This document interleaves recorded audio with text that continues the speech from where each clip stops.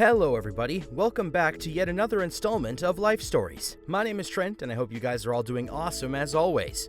Today we have some stories coming at you from Reddit/idontworkherelady. So without further ado, let's get it started. Our first story of the day is titled, Lady Mistakes Myself and My Husband for Micheals Employees. So, this was last year before COVID really hit the USA, and I thought about it today while listening to Reddit stories on YouTube.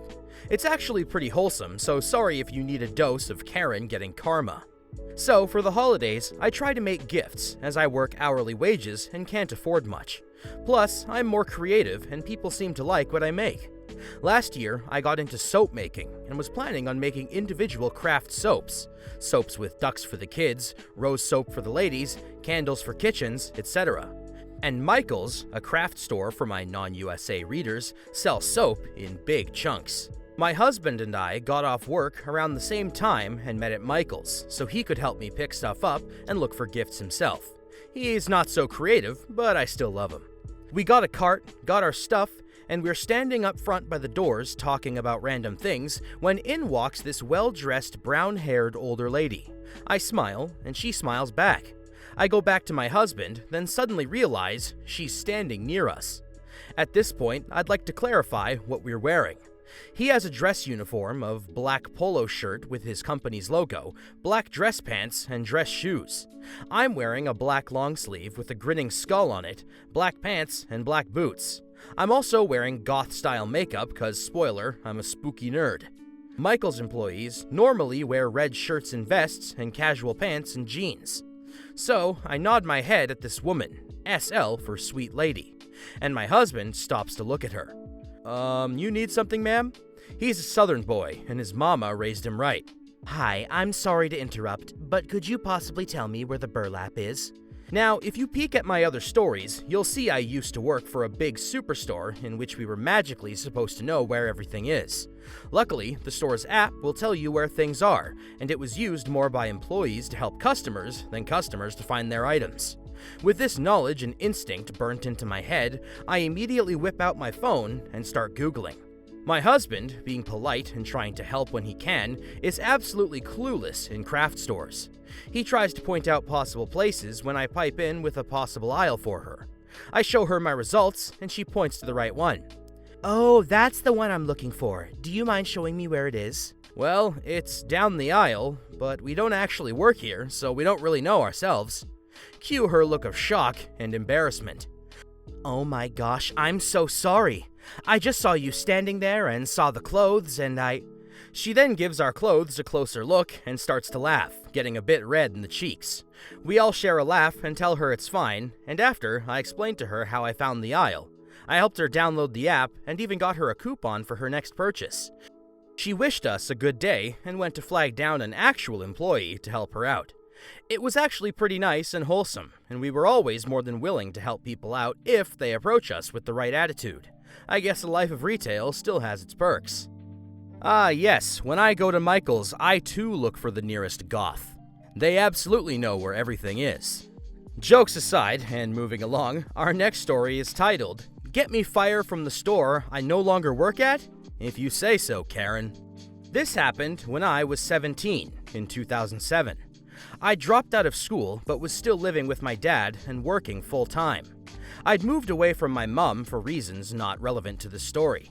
I'd been working at a grocery store down the street from the house we were living in for about a month before I quit. We traveled around a lot for Dad's work. The work was great, and I got along well with most of the staff. Some of the customers, not so much.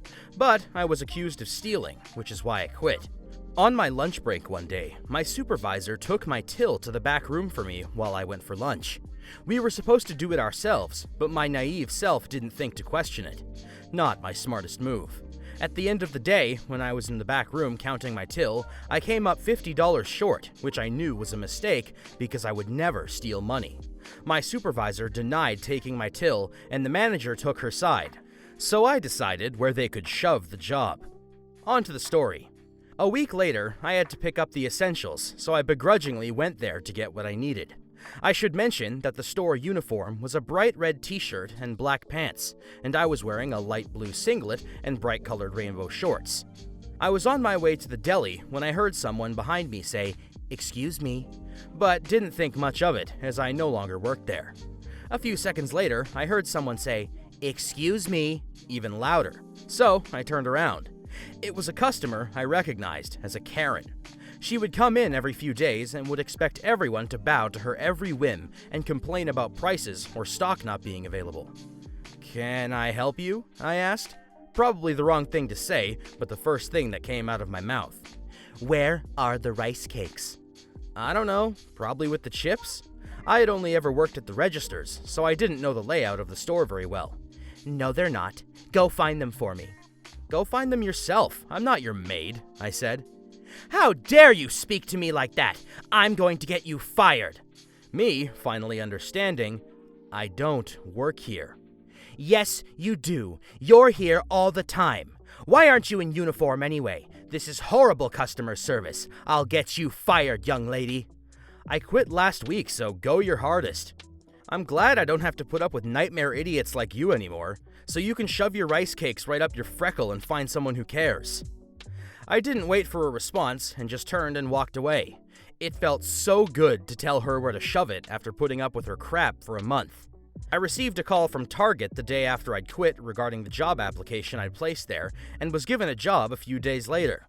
I still can't believe my luck and the perfect timing. And although working at Target was better, it wasn't short on Karens, and I have many Karen stories from my work in retail, which I'll share in future posts. Thanks for reading. And I will make sure to keep my eyes peeled. You know we can't have too many Karen stories, though hopefully some of them are more wholesome, but you know how it is. And of course, as I say that, we've been blessed with a final story that leans more onto the wholesome end of things. So, without further ado, it's titled, "No, I Don't Work Here, Lady. You're Welcome." This isn't quite the normal "Karen, you can't fire me because I don't work here" story. Oh no, this is a wholesome one. So this happened yesterday evening at McDonald's out here in the Netherlands. I'd been cycling all day, and my mom treated me with a trip to McDonald's that evening. A nice young lady asked whether we wanted our food to take home or to eat in. We said we wanted to take it away, and she pointed us inside to order. So we both went in to order. My mom hasn't got a clue how those order screens work. I stayed inside to collect the order, and my mom went back out to our car. So I stand there for a long time, waiting for my order to pop up on the screen. I was standing next to the order screens, but at a reasonable distance. We still have to keep 1.5 meters distance. Also, I was wearing green trousers and a black shirt. Definitely not the McDonald's uniform. In come two old ladies with a young girl, probably one of their grandchildren. They picked the order screen right next to me. I was basically just staring at the screen. After all, it's been longer than normal to order. I see one of the old ladies scrolling through the menu where you can pick burgers, fries, sauces, etc. Meanwhile, she was just continuously saying, "Where's the McCrocket?" After a while, I decided to help them. I said, "It's under the burgers tab." She managed to find that menu, after which the veggie, beef, fish, or chicken menu popped up. "It's not here," she says. I told her it's under the beef menu. A little while later, I helped them get through their order. Now comes the interesting part. The lady asks, "Do you work here?" Now, if you remember correctly, I was definitely not wearing anything that looked mildly like the McDonald's uniform. "I don't," I said. "It's very nice of you that you helped us." "You're welcome," I said. She then proceeds to tell me about a friend of a niece or something who works there at times.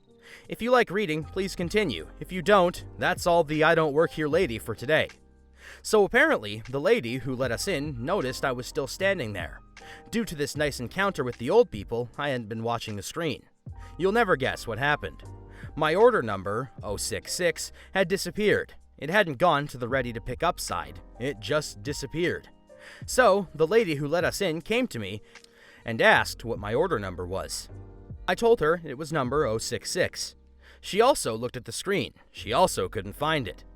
She then grabbed my receipt and walked to the counter. She didn't shout at the counter staff, but she said the following in a pretty compelling tone. "Make me this," she said. No more than a minute later, my order number was called out, and I walked out. That was that. Thanks for reading my post. Man, it's kind of a weird interest of mine, but I always think it's super cool hearing about McDonald's from different countries around the world. The McCrocket? Haven't heard of that one. I'll have to search it up. Sounds a hell of a lot more interesting than Canadian McDonald's, I'll tell you that. Anyway, with that story out of the way, we are out of time for today's episode, ladies and gentlemen. I want to thank you all so much for tuning into Life Stories. Don't forget to like, comment, and subscribe for more Reddit content coming your way. My name is Trent, and I hope to see you guys soon.